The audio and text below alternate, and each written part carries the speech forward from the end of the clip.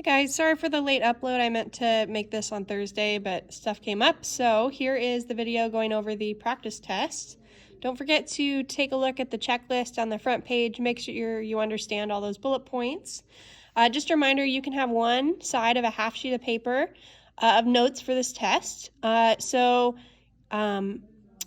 put down some example problems, things like that. Just know that I will give you all the equations you need, so you don't need to fill up your half sheet with equations. I'll give them to you.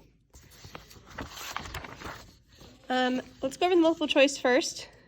Number 1 says, if you were in a spaceship traveling close to the speed of light with respect to Earth, you would notice that, and then it has some things about your physical dimensions and your mass and your pulse rate. Key thing is, you are in the same reference frame as the spaceship, so just like on Earth, nothing happens to our bodies out of the ordinary. Since we're in the same reference frame as the Earth, even though it's moving at hundreds of thousands of miles an hour through our solar system, nothing is going to happen, right? You're in the same reference frame. If you were an observer in another reference frame, you would observe length contraction, time dilation, all that in somebody else who is moving relative to you, but E is the correct answer for number 1. 2 says, one of Einstein's postulates in formulating the special theory of relativity was that the laws of physics are the same in reference frames that... So number 2 is about inertial reference frames, and we talked about inertial reference frames as being ones that do not accelerate. So B would be the correct answer. When we discussed this in class and I showed you guys that video that student made, he gave an example of a non-inertial reference frame as a van that was accelerating. The popcorn bowl flew forward even though no apparent forces were on it. Seemed like the laws of physics weren't behaving the same way. An inertial reference frame would be if the car was moving at a constant speed. Number 3 is a time dilation problem. It says, suppose one twin takes a ride in a spaceship traveling at a very high speed to a distant star and then back again, while the other twin remains on Earth. Compared to the twin who remained on Earth, the astronaut twin is... So the astronaut twin is going to be experiencing time dilation. They're going to be younger. Time is going to slow down for them and less time biologically will have passed. 4, you're moving at a speed 2/3 of the speed of light toward Randy when he shines a light at you. What speed do you see the light approaching you? Light always goes the speed of light. Doesn't matter in what reference frame that light is coming from. It can't be moving it faster than the speed of light, so we wouldn't add 2/3 to the speed of C. It's just C. 5, a spaceship with a constant speed of 0.8 c relative to Earth travels to a star that is 4 light years away from Earth. How much time for this trip would elapse on a clock on Earth? So the speed is relative to Earth, the distance is from Earth, and the time is Earth. So we are in Earth's reference frame, so we don't have to use relativistic mechanics at all. We can just use our time is distance divided by speed equation. So we're all in the same reference frame. So, just adjusting my camera here. Everything's in the same reference frame. So we're just going to use time is distance divided by speed. So our distance is 4.3 light years. It's okay that our distance is in light years because if we're moving at 0.8 of the speed of light, we are going to be going 0.8 light years per year. So we'll see that light years cancels, years moves up. 4.3 divided by 0.8 is 5.38 years. So D. Again, if everything's in the same reference frame, you can just use distance, time, and speed like that. Okay, let's get into the calculation questions. I think I put 3 on your test. There's 4 here. So one of these will not be on there. First one is length contraction. It says 5 years from after graduating from VCS, Henry becomes an Olympic pole vaulter. Good for Henry. He holds a 5.3 meter long pole parallel to the ground. right away. The 5.3 meters is going to be our curly L. He thinks it's up a good sprint, eventually reaching 80% of the speed of light. 80% of the speed of light is going to be our speed. A says, how long is the pole according to Henry? 5.3 meters. Henry's in the same reference frame as the pole, so its length doesn't get contracted. It would be contracted to spectators in the audience who are at a different reference frame than the pole. So for those, we're going to plug in L here and the speed, and we're going to find the length according to the spectators, which should be a little bit shorter than 5.3 meters. So plugging in our numbers. By the way, this is the binomial approximation form of it. I'll give you that one. If you use either, you'll get similar answers, but this one's always safe to use, especially if we're not going like 90–80% of the speed of light. Okay, so plugging in our numbers. We're going to do 1 minus 1/2. The ratio between V and C is 0.8, but just to show you how the C's cancel, if we had 0.8 C over C, the C's would get canceled, and then we would just square the 0.8 times the original length, which is 5.30 meters. This here is always going to be less than 1, okay, which gives us an answer for L, less than 5.3. We actually get 3.60 meters, which is what we expected. We expected to find a length that was shorter than 5.3.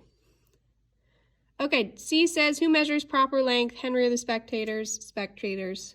Whoever's not in the reference frame of the pole.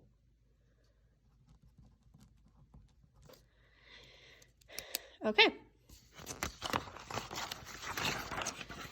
Next one, time dilation. 7 says, Abby travels to a galaxy 12 light years away to work at Alien Panera. Her rocket travels at a speed of 0.7 C, so 70% of the speed of light. It says, how long does the journey take according to the aliens? So for the aliens, we're going to do everything in their reference frame. So for the aliens, delta T is the distance divided by her speed according to the aliens. So the speed in relation to the universe. So by the way, the 0.70 C, that's our V. 12 light years is our distance.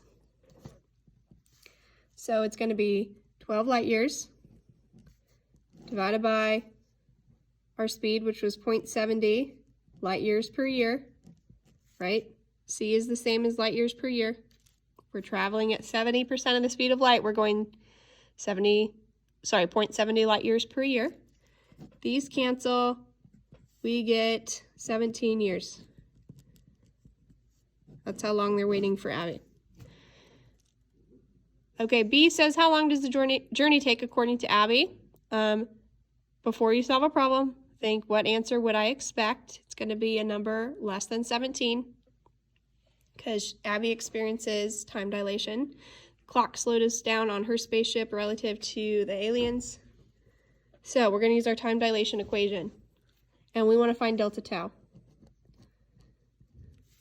Delta tau is this times delta t.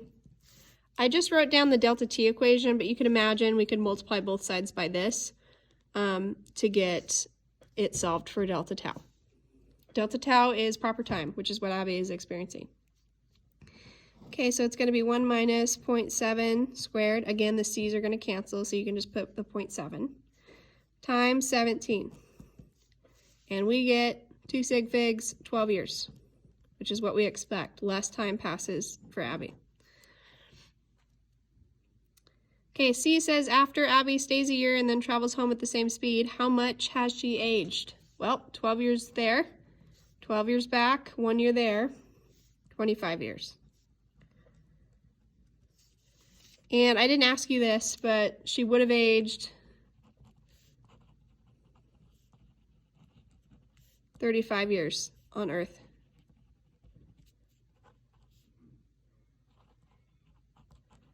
Because we do 17 plus 17 plus 1, which is 35. Okay, do we have one more? We have 2 more. It's all right. Okay, this one is for our Lorentz velocity transformation.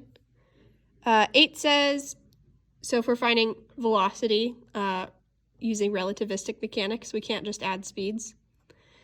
8 says Elizabeth is in a rocket flying past the Earth at 0.95 c. As it goes by, she fires a bullet in the forward direction, precisely 0.09 c with respect to the Earth rocket. What is the bullet speed with respect to the Earth? So I will give you the equation that I want you to use, and we're simply going to figure out which number in the story problem corresponds to which variable. We're going to plug it in, we're going to solve. So if the speed of the moving reference frame, so the speed of her rocket, 0.95 c, that's our velocity. If you are firing a bullet, throwing a ball, whatever, in that reference frame, the speed of that is going to be u prime. And the prime means it's in the moving reference frame. It's in Elizabeth's reference frame. We want to find the bullet speed with respect to the Earth. So in the Earth's reference frame is going to be u.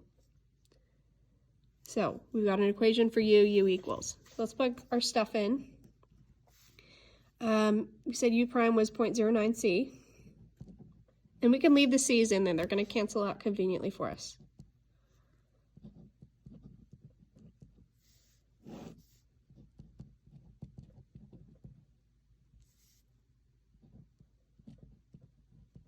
Really important here, no number is getting squared. The c is getting squared. And that's because, to cancel out with these guys, this is going to be c times c. So whatever this number is going to be something c squared. This guy cancels out. So that cancels with this. We just get a number on the bottom. And then once we add these two up and divide by the number, our final answer will be in terms of c. So we should get 0.96 c. So instead of adding these two up, we have to find it relativistically, get 0.96 c. So you should get a number less than 1 times c.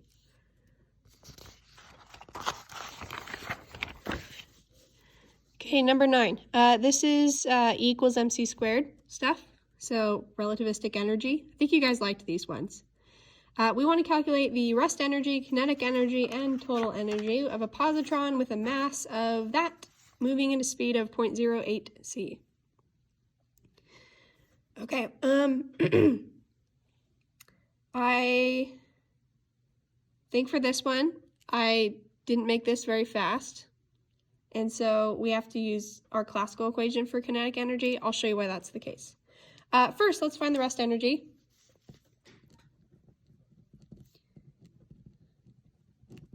That's our E0. And we're going to use this equation, mc squared, so our mass is really small.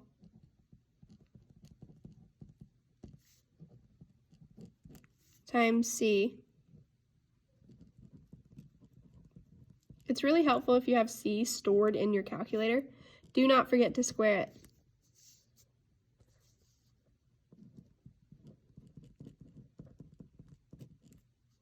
So we get 8.2 times 10 to the negative 14 joules. If we have something with a really, really small mass, we're going to get a small number for rest energy. More everyday objects, like we did one in class that was an apple, we'll expect a high number for rest energy. And again, what rest energy represents is if you took an object's mass and you converted it all into energy, which we can do on a small scale, how much energy that would be. All right, let's do kinetic energy.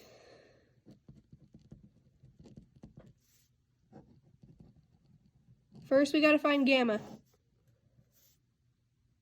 So we're going to use our gamma equation. It's a number that we plug into our kinetic energy formula. So we get gamma is 1 divided by square root 1 minus 0.08 c squared divided by c squared. These guys cancel. Oh, by the way, that squared should go outside. When you do 0.08 squared and you do 1 minus that and take the square root, you get a really, really small number. Overall, we get 1.0032. And if we want 1 sig fig, excuse me, this is close to 1. And if we do gamma close to 1, we get a kinetic energy of 0 if we use the relativistic energy formula. So if gamma is approximately 1, we want to use classical kinetic energy is 1/2 mv squared. That'll give us a better answer. For the test, I'll give you one with a faster speed. Okay, so let's use k equals 1/2 mv squared.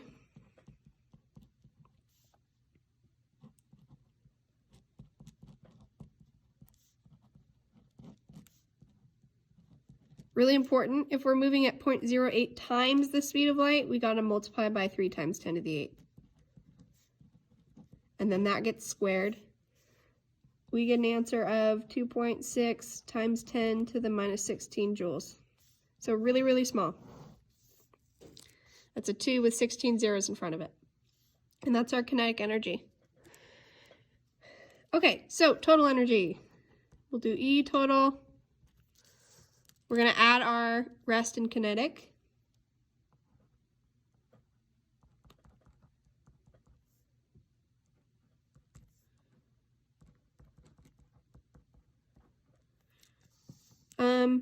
This is 100 times smaller than this.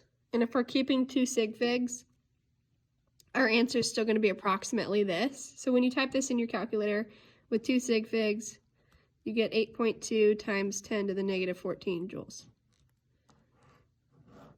Okay, so this didn't, with our sig figs, really add anything to it, but our total energy would be mostly rest energy. Okay, let me know if you guys have any questions in class. You can email me tonight as well. And yeah, I think we should be good to go as long as you understand how to do these 4 problems.